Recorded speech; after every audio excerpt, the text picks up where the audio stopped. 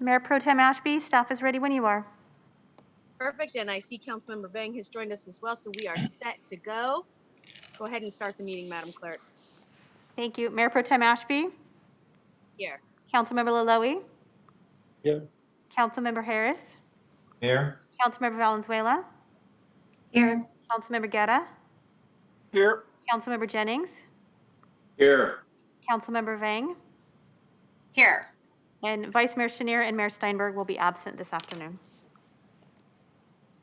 Okay, thank you very much. This is a special meeting of the council. We have, I believe, one item to hear. Madam Clerk, you want to call that item and bring staff up to speak to us? Thank you. Item 1 is Ordinance Amending Sacramento City Code, Chapter 8.48, relating to illegal fireworks. And we have Jason Lee, our Fire Marshal, online. Perfect. Welcome, Fire Marshal Lee. Can you give us a presentation here on this item? Yes, absolutely. Good afternoon. Thank you so much. I have a quick PowerPoint if you like. I can share my screen.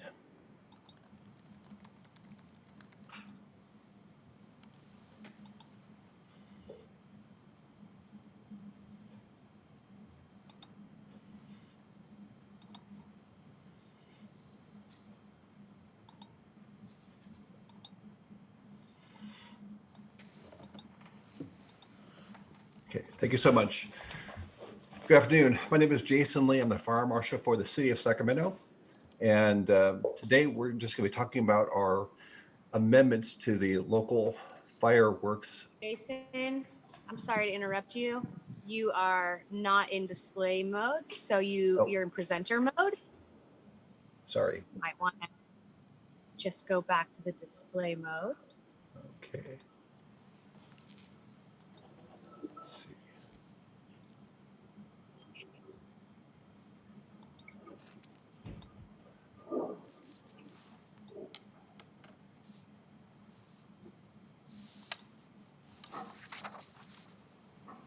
Okay. I'm sorry. Can you see the presentation now? You're not sharing your screen at this point. Oh, okay. So many buttons. I know. Oh my goodness. Okay. All right. All right, you'll get it. Try this again.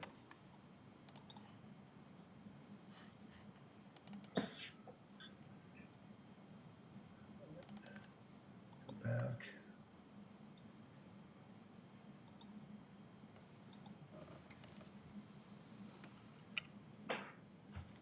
All right.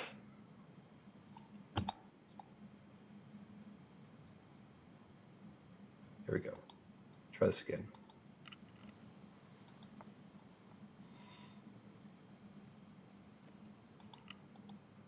Okay. All right. Good afternoon. Thank you again. This is the quick presentation regarding our local amendments to the fireworks ordinance. Today, we'll be presenting on two proposed changes.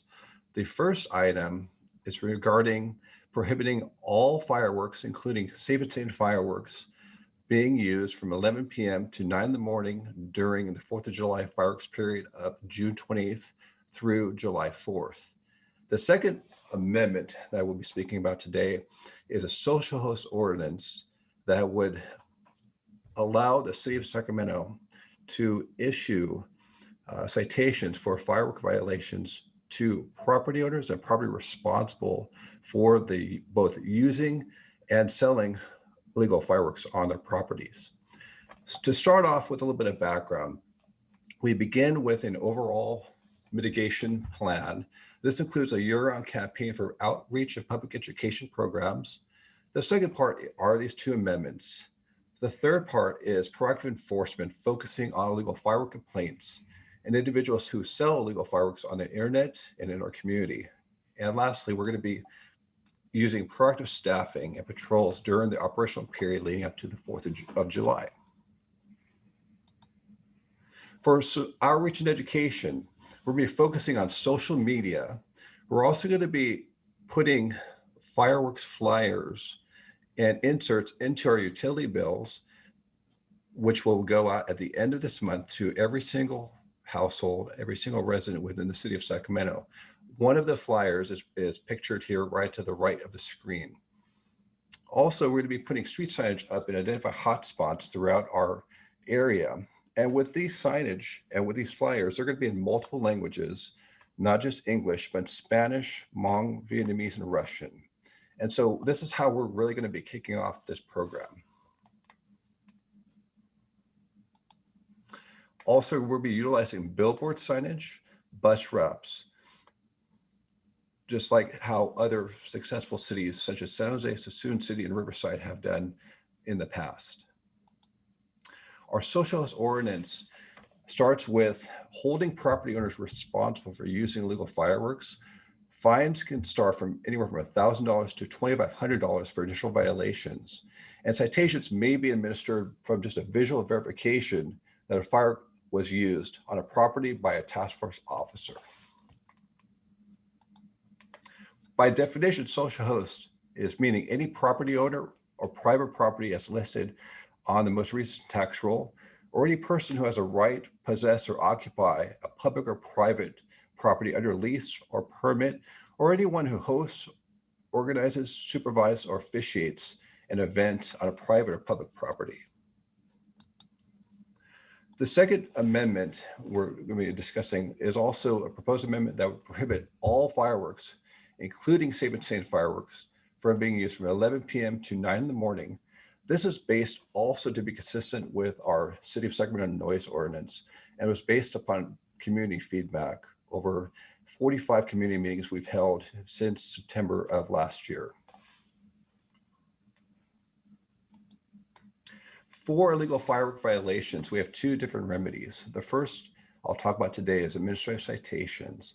This could be issued via any one of our task force officers, including fire department personnel, City of Sacramento code enforcement, and police department. And this could be issued for initial violations from $1,000 to $2,499, and could increase depending upon the number of violations or the amount of fireworks being used or sold on the property. For citations dealing with imminent life safety or greater life safety, criminal citations may be administered also.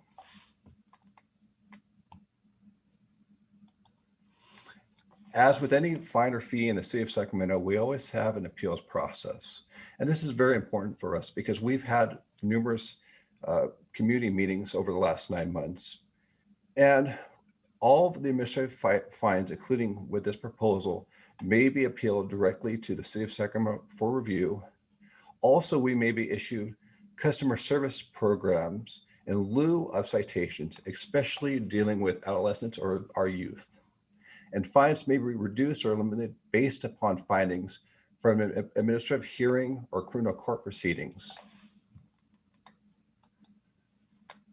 With this mapping technology we have, we're able to actually know the areas where we have the greatest response and greatest calls for service over the last number of years. And so we're able to use this information to target specific areas where we're receiving the most reported calls for service.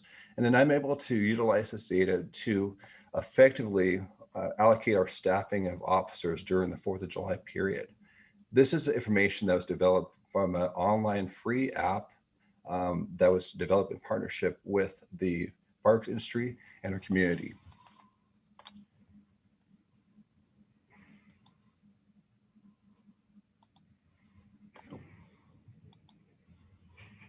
Our overall enforcement plan, including staffing of officers to respond to complaints and searching for individuals selling fireworks on the internet.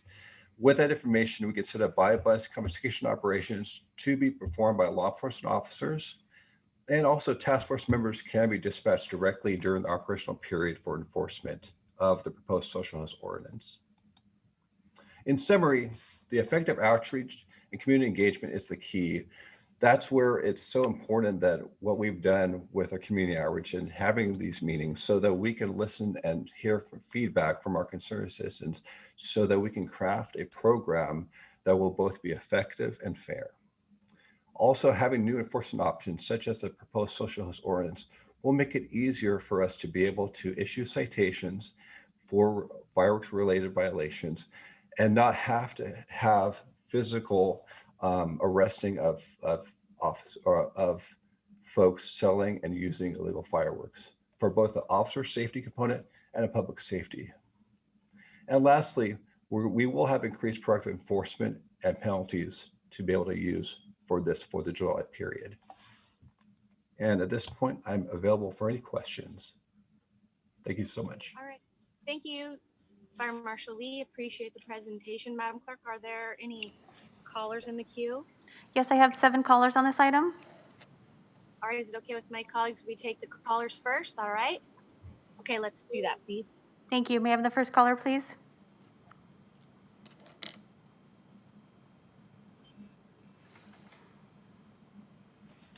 Welcome to the meeting. You have 2 minutes to address the council. Good afternoon, council members. This is John Raven. I am a resident of District 2 since 1984. I operate the Rural Education Foundation, which benefits greatly from the fireworks sales that we have each year from June 28th to July 4th. And those are funds that we critically need to help with the students of our Rolla School District. As you just got done seeing the video from Fire Marshal Lee outlining what he has done over the past few months and what we have done as a group. I was a member of that group he was referring to that was holding meetings with you. And I can't emphasize enough the need for the 8.48 to be approved by the council members. I realize there are budgetary concerns.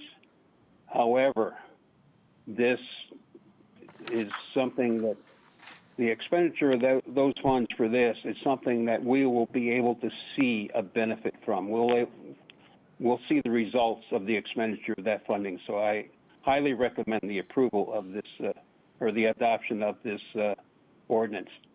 Thank you very much for your time. Thank you for your comments. Next caller, please. Welcome to the meeting. You have 2 minutes to address the council. All right, thank you. Hello all, my name is Gloria Dobson and I'm from the Sacramento City. I am calling to make a comment of absolute support of the ordinance amending Sacramento City Code Chapter 8.48 regarding illegal fireworks. I work with a nonprofit youth group that depends hugely on the legal sale of TNT fireworks. I would like to add that the problem is not the use of illegal fireworks. The problem is the illegal fireworks. It's not the legal ones. Legal ones don't cause all the issues. People that are buying things and going crazy with them is the issue. We need to get them taken off the street, and I believe this ordinance will help to do that.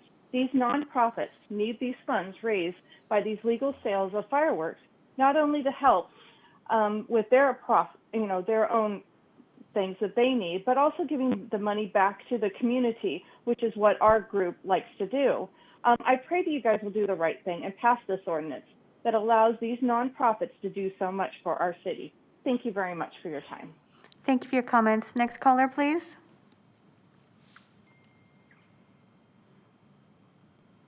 Welcome to the meeting. You have 2 minutes to address the council. Thank you. Good afternoon, Mayor Pro Tem Ashby and council members. My name is Dennis Ravel, president of Ravel Communications, and I'm appearing on behalf of our client, TNT Fireworks. We applaud this council and the serious efforts expended by its Law and Legislation Committee to bring this proposed ordinance amendment before you today. As we said to the Law and Legislation Committee last August, we join you in your desire to do something significant about the very serious and growing problem of illegal fireworks in Sacramento.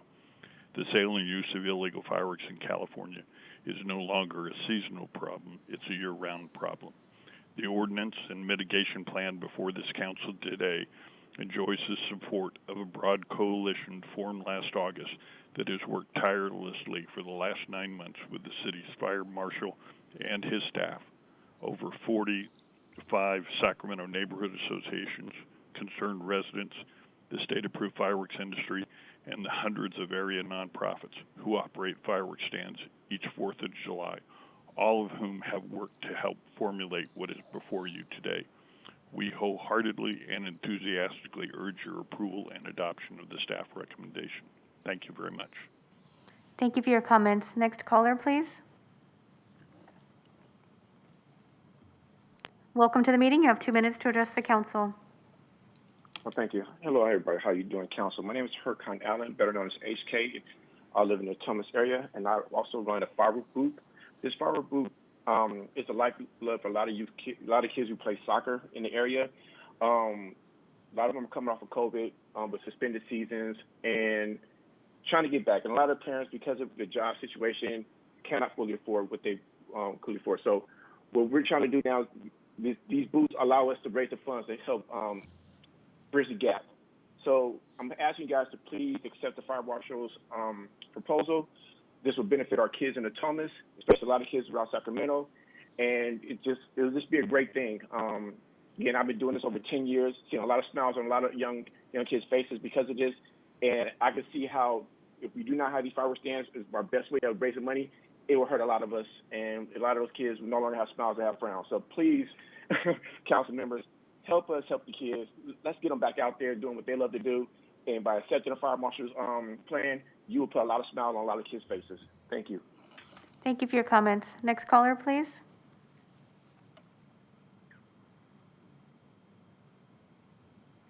Welcome to the meeting. You have 2 minutes to address the council. Thank you. My name is Lee Miller, and I am the coordinator for Residents Against Illegal Fireworks. Our mission encourages local governments to crack down on the illegal fireworks sale and use.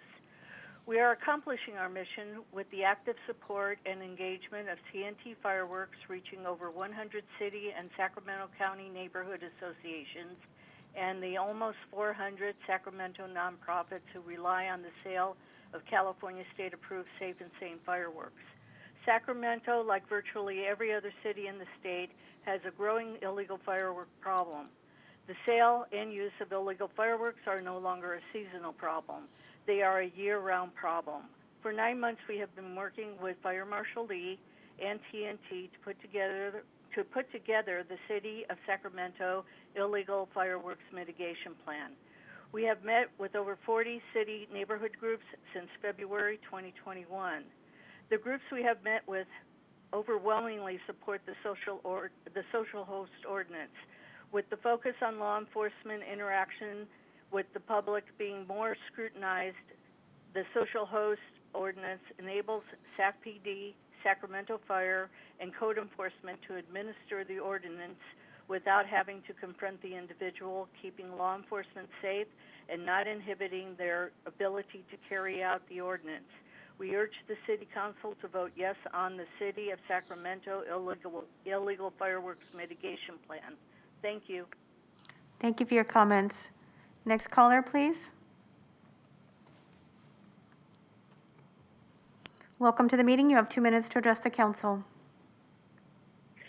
Good afternoon, City Council members. My name is Megan Blackwell, and I am a proud resident of District 3.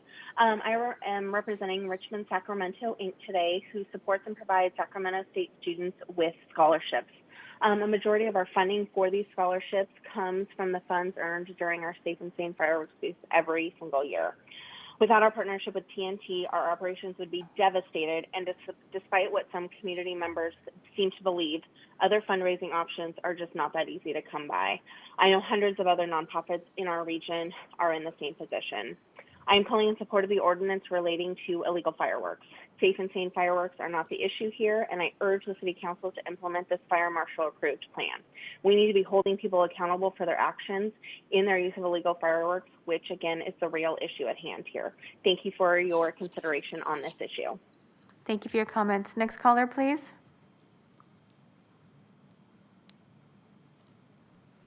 Welcome to the meeting. You have 2 minutes to address the council. Thank you. My name is Francesca Ritano. I'm in Council District 6, and I'm a member of the Board of Directors of the Elmhurst Neighborhood Association, which also wrote a letter in support of this ordinance. It's an innovative approach that's adopted or in process in many other cities, including San Jose just passed it. As others have said, it eliminates encounters between law enforcement and citizens, and also even allows administrative code enforcement officers to issue these citations. This, I think, helps keep everyone safe and makes everything more effective. The illegality on its own has been no deterrent. The problem here has already started, and it's not even June yet. So I really want to thank Councilmember Guerra, who's worked on this a lot, getting people together, Fire Marshal Lee, City Manager Howard Chan that has given the budget for this year. I really believe this educational approach that's being taken is going to need funding, and the city manager was very gracious to do it this year without having council allocate money. But I'm hoping the public education aspect will be supported by the council. It's a year-round problem. Our fire chief has said these come in January. So this is something that really needs to be dealt with. And like I said, illegality, it's just absolutely through the roof. People don't care that it's illegal because it hasn't been enforced.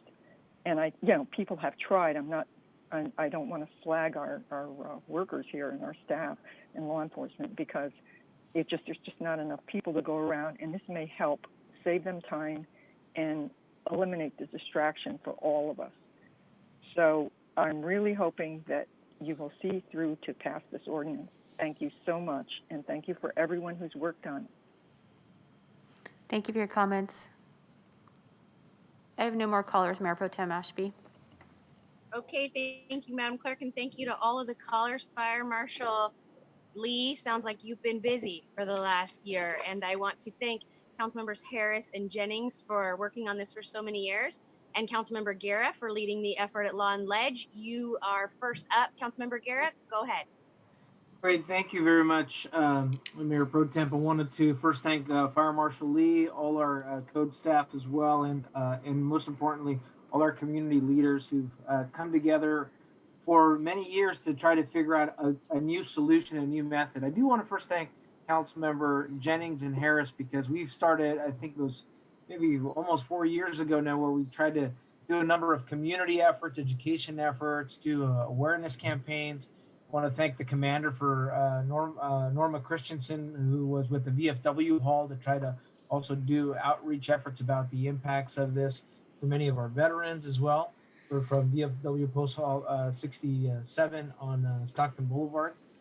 And what we have here today, I think, is a new approach that also looks at using our administrative tools and not having also law enforcement and police officers going around chasing, fireworks throughout the year. It's not even 4th of July anymore. It's, or even New Year's. It's we've been hearing them almost nightly now for the last couple of months.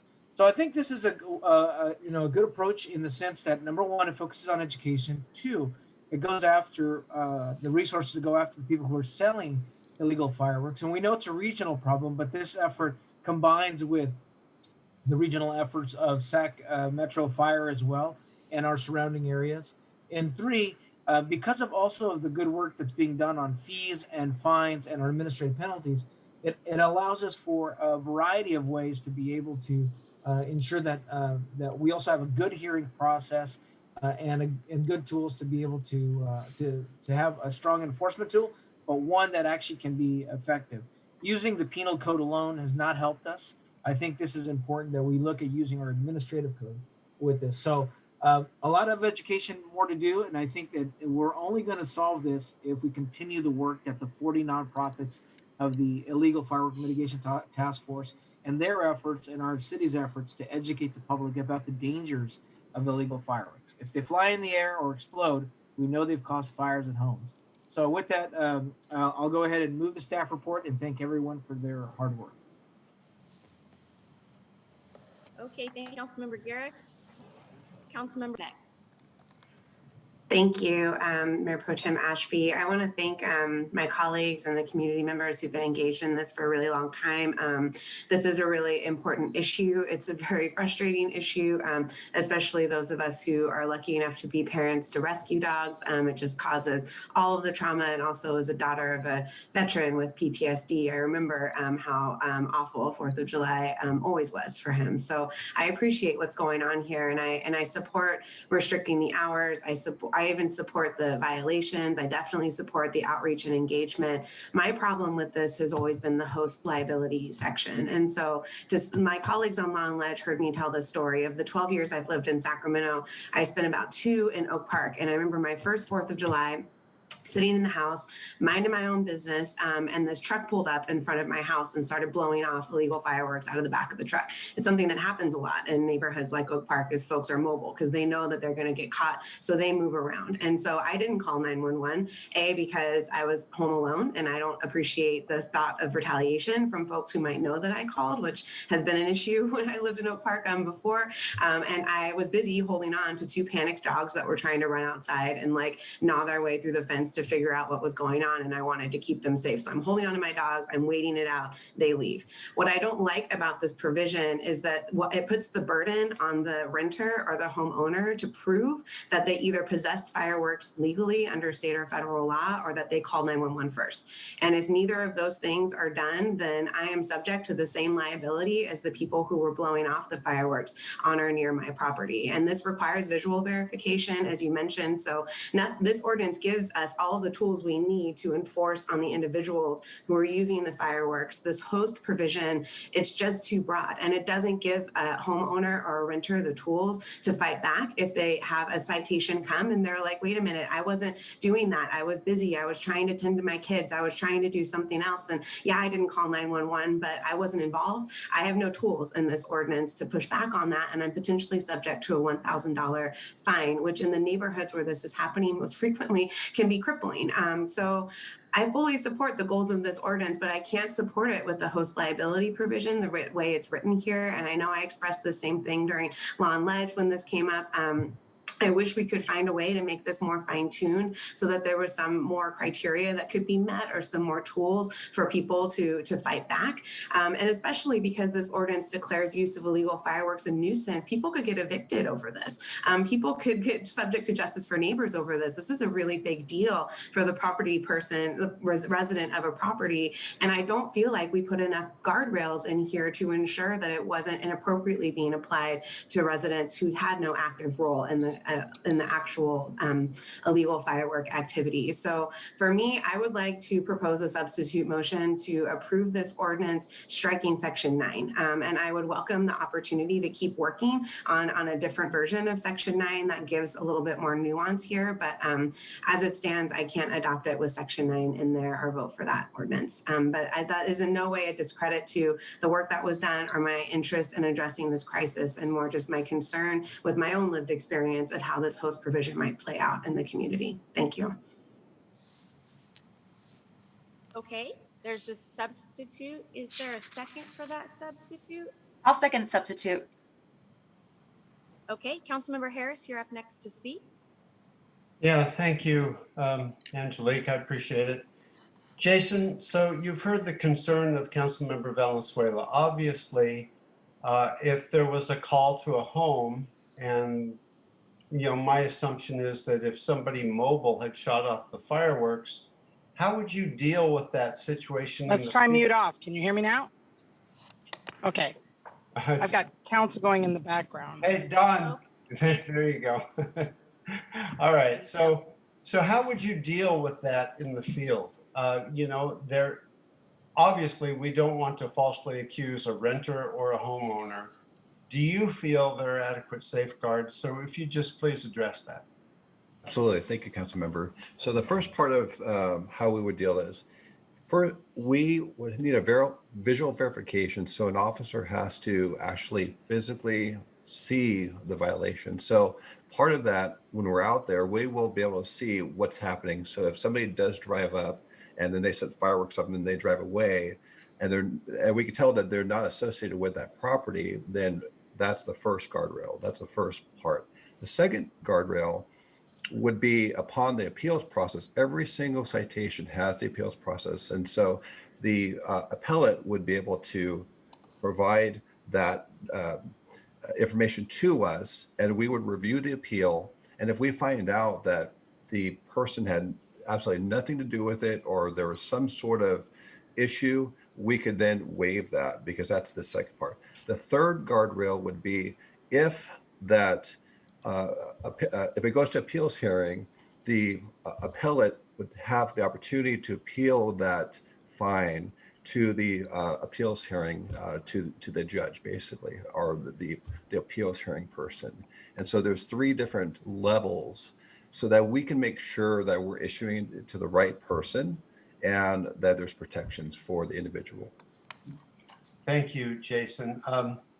You know, we've gone back and forth on this ordinance for quite a long time, and I've reached a comfort level. So I would like to second Councilmember Guerra's original motion.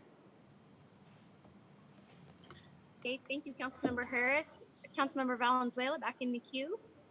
Thank you. And I want to piggyback off of that, and I appreciate you, Councilmember Harris, for raising this question. So in the host liability section, in section A1, it reads that whenever a host is present at the private property while another person violates a provision of this chapter, there shall be a rebuttable presumption that the host knew or should have known of the violation. That does not say what you just said, with all due respect. And that's the type of reform and amendment I would like to make to this section before we make it law. It should be very clear that there should be some observable presence at the display of the fireworks, some sort of obvious assumption that that person is working with that person. And there's a way, I think, to better define that. But the way this is written, it is assumed that even if I'm in the back of my house, in my bedroom with my dogs, trying to keep them calm, if I'm on the property and I don't call 911 first, and I'm not legally allowed to have those fireworks, that I could be cited. And so I appreciate the discretion that you're outlining, but I think what this ordinance says is not that. And that's why I'm really concerned with section 9 as it's currently written. I do think we could get there in terms of how it's worded to give the people in the field clear discretion and to make it clear at what point a host would be considered liable beyond just their presence on the property and whether or not they call 911. And that's exactly the type of change I'd love to work on. If we want to bring it back to law and ledge, if we want to approve it without that and do that at a future date, however it works, but that's not what this ordinance says. And I appreciate you, Fire Marshal Lee. I know that's not your intention, but that is what this says at this time. Okay, thank you, Councilmember Valenzuela. Councilmember Guerra, also back in the queue. Go ahead. Yeah, I mean, for one, I'd like to make sure that we move forward with this item. The reason it's here today is at this time is because there was a technical error getting on the agenda. But without moving it forward, this won't go into effect in time for when we actually see the peak of issues. But I agree with Councilmember Valenzuela's concern here about, people are hosting parties, and sometimes the kids get this or teenagers get this and get the illegal fireworks, whichever way they do, and someone may be inside and not knowing that this is happening.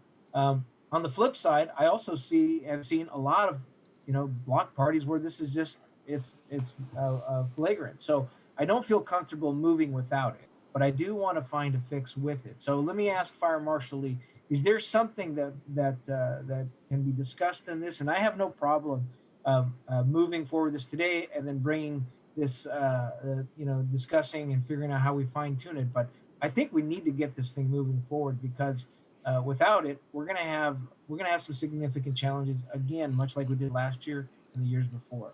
And we had made some major strides the year prior, but COVID-19 showed us last year that it got even worse with all the efforts that we did. So, Fire Marshal Lee, can you respond to? Is there something we can do to address that piece? Because I do agree with Councilmember Valenzuela's concern. Yes, so we could definitely look at after the 4th of July period, once we start receiving appeals, and we can definitely look at that process, and I can come back to council and we can discuss that most definitely. Is there a way to get a list of all of those a report out of by after post 4th of July of any of all the social host fines that have gone out to council to know how significant that was and what the conditions were? Absolutely, because those all fines would be coming to me for review, so I can definitely get that to council. Well, thank you. I'm comfortable moving forward, although I would like more time to start to work with our city attorney's office and figure out what is the fine tuning on that component.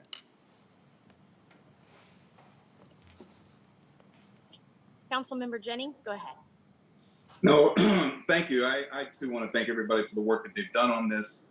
I do agree with Councilmember Valenzuela that the host liability provision is way too broad. And I understand the sense of urgency of moving forward to make sure that we have this done this year. I guess the question is, do we move forward as it is now, or do we take the host liability provision out for this year, move forward with the remaining parts of this and bring it back so that once the committee can then go back through it again and maybe make some changes to the comfort and satisfaction of everybody so that we have it in the years going forward. That would be one provision as far as being able to do that. And so I'm just trying to figure out how we make this so that we move on to it now, we get it done now, but at the same time, deal with the issue of the host liability provision being way too broad, because I agree with that. It is too broad. So I hear a question there from Councilmember Jennings. I think Fire you have Marshal Lee, Councilmember can Harris you- punched up here as well. Yeah, he is, but I want to make sure that Councilmember Jennings' question is answered first. Fire Marshal Lee, can you answer that question for him, please? Yeah, so we can definitely look at that. Without the host liability portion of it, that's a significant amount of the enforcement that we would be able to do for this year. So that's definitely something that we can look at. And as far as for timing purposes, the ordinance, if it was voted on and approved today, would go into effect on 6/24 prior to the 4th of July, period. Which is what we want. We want it to go in before the 4th of July. I understand that. Can we, I think Councilmember Valenzuela proposed some language that would not make the host liability provision so broad.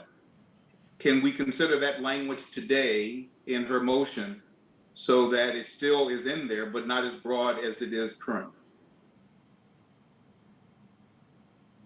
Yes, absolutely. Okay.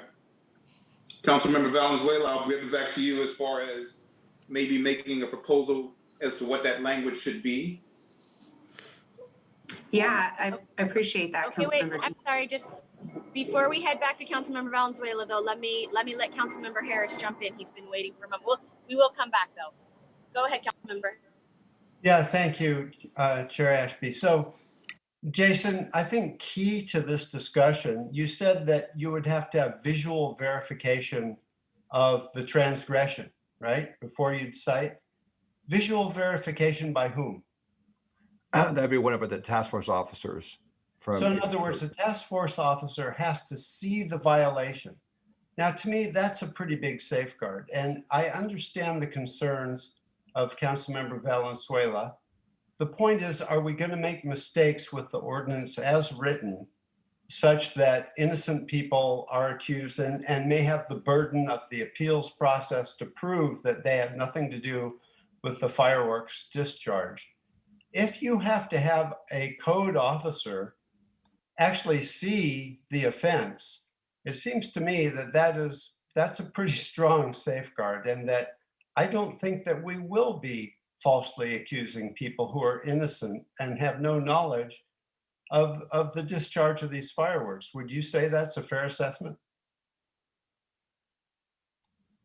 Yes. Well, that's what I come up with also. I just say this, that I don't think any ordinance is ever perfect. Often you have to try them to prove their efficacy. To me, that is very strong, that it would actually take an officer seeing the offense before a citation is issued. I don't see a whole lot of mistakes going down, and I'm willing to go ahead with this as is. If we run into problems, if we try it this year, and if we find that a renter or a homeowner protests and said, I had nothing to do with it, then I'd say we go back and revisit the language. But as written, I think the safeguards are there. And I do understand your concerns, Councilmember Valenzuela, but honestly, I think they're addressed in terms of that particular provision. I would really, it's imperative that we move forward with this. So thank you. Okay, just a brief housekeeping here. We've got Councilmember Loloe next in line to speak. We have our city attorney who's chimed in, and we need to come back to Councilmember Valenzuela. So I'm going to start with Councilmember Loloe, then go to our city attorney, and Councilmember Valenzuela. Okay. Thank you very much. I just want to get a little bit of clarity on this.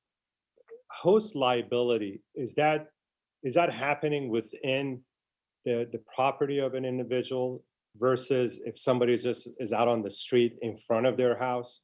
Is there a distinction between the two regarding this ordinance? Fire Marshal Lee.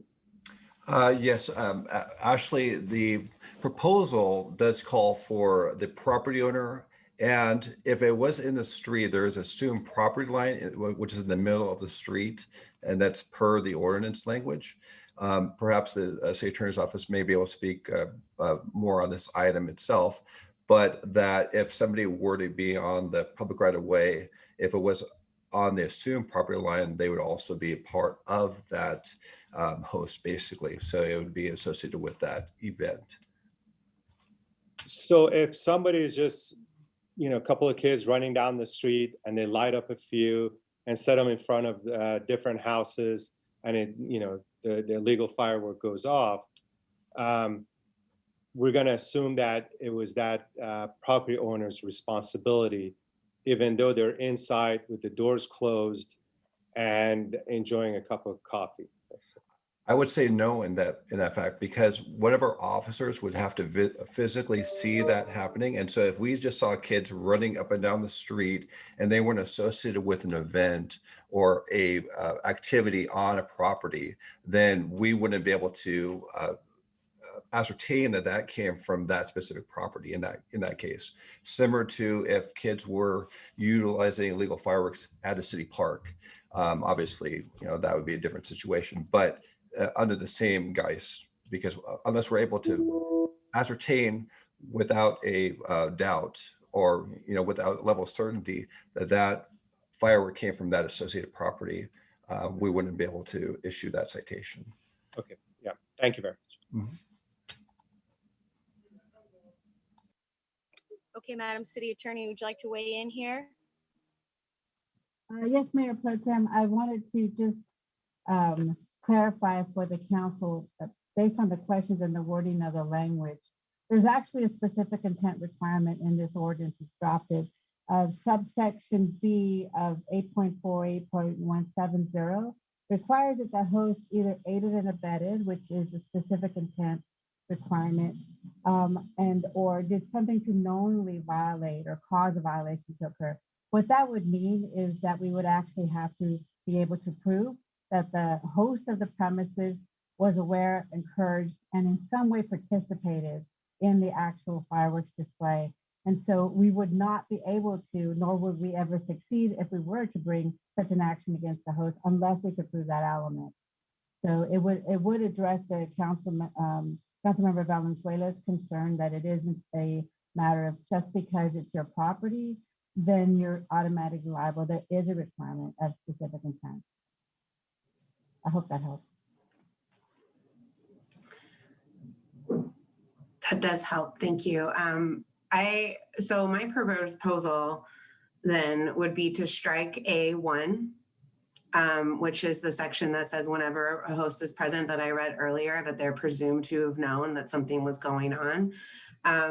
I would appreciate, because I know that was your intent, Fire Marshal Lee, which is why I was talking about language changes. If that was clear, and I'm not sure exactly how to word this, but essentially that they were observed to have been, or there's some proof that they did that, because it's not super clear the way it's written. But I think if we struck A1, that would alleviate my heartburn when it comes to this being broadly applied.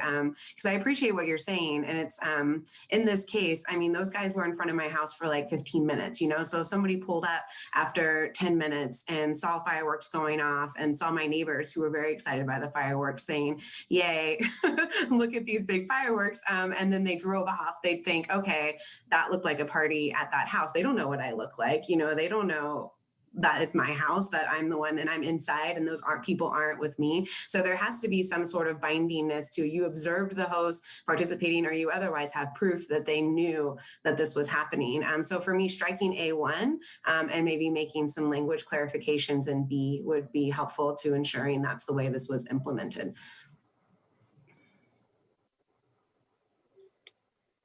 So Councilmember Valenzuela, I'm hearing a modification to your own motion. Is that correct? Correct. I'm proposing to move the ordinance forward, striking A1 and making clear that this is enforced on the host when there is proof either through visual evidence or other evidence that the host knew or participated. Okay, does your second concur with the change in the motion?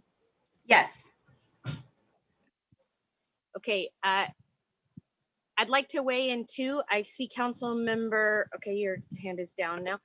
I just, I know. you know, okay, council member Guerra, hand back up. Let me just weigh in really quick and then we'll go back to you. Okay, council member Guerra, is that all right?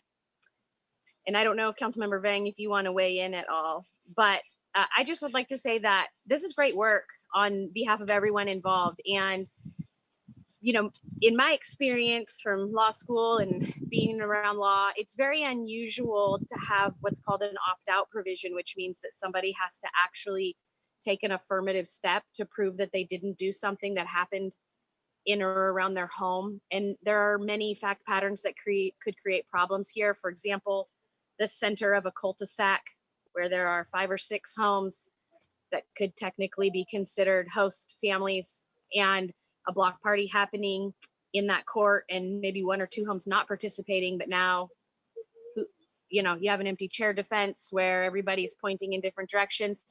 So I can live with either proposal, but I do think it would be wise to tailor back, as Councilmember Valenzuela is suggesting, and then build it up as we move forward and see how it progresses. So that's my input. I just think that it is very unusual in law to presume guilt, and I'm not probably the direction that I think our constituents would want us to go. But that's my 2 cents. And Councilmember Guerra, I'll send it back to you.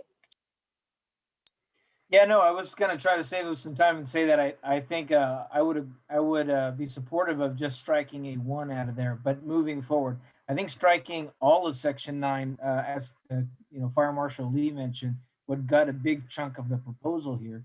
I mean, you know, the thing is, we're gonna learn from this first year's iteration, and I think that's the important part. And having striking all of Section 9, then we wouldn't have learned how this ordinance would have played out. So moving forward with components of A9 as we fine tune it, I think is probably the easiest way. So I'm supportive of that, whether we need to go through the substitute motion or just vote on it. I'm good with either way. But I think it's important that, because the reality is A9 puts stake in the game. I mean, the Section 9 of the host ordinance puts stake in the game of everyone in the community, all the property owners, all of the neighbors, so that they can't just point fingers at somebody who was unruly. They could say, look, you know, you can't do this on my property. You can't do this in front of my house. And if you don't do it, I don't want to be liable. You should be responsible. So I think that there's an important aspect to that point. So whichever we want to go, I'm ready to support that without A1 in it. I think we've gotten to 9 months of a lot of work and multiple years of a lot of outreach.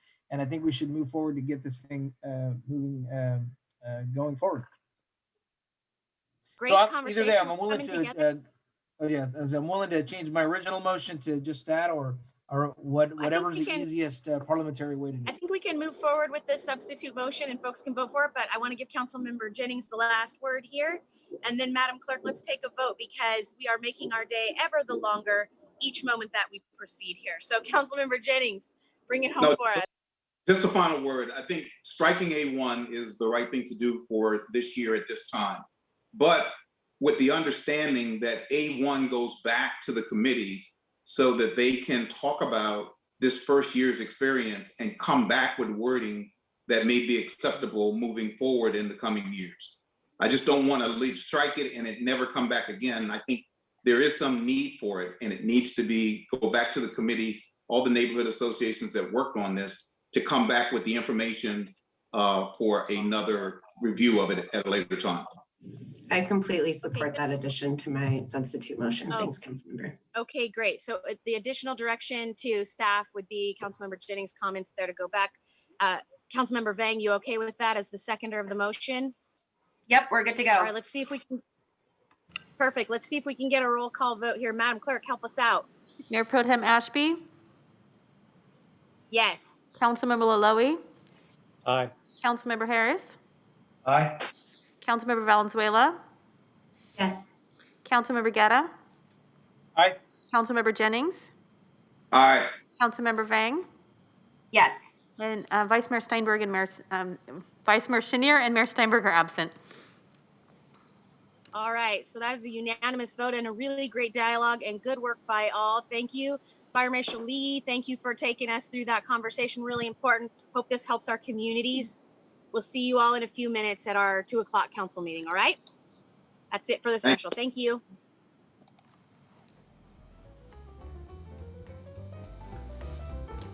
All right, 7 minutes.